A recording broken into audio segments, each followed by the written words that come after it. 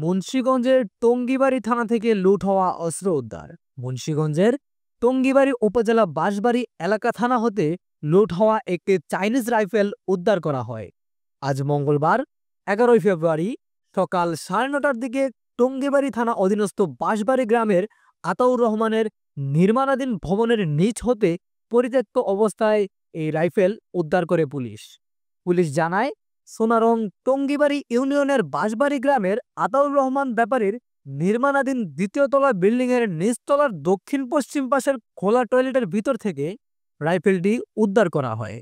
দেশব্যাপী চলমান operation devil হান্টের অংশ হিসেবে গোপন সংবাদের ভিত্তিতে থানা থেকে লুট হওয়া একটি স্বয়ংক্রিয় চাইনিজ রাইফেল, যাহার body number A0370, but number 15RC03703 উদ্ধার করা হয়।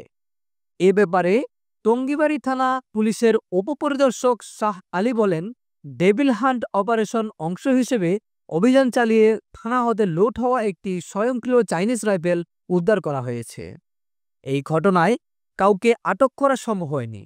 পুলিশ আরও জানায়, গত 5ই আগস্ট টঙ্গীবাড়ি থানা হামলা ও লুটপাটের সময় এই অস্ত্রটি খোয়া গিয়েছিল।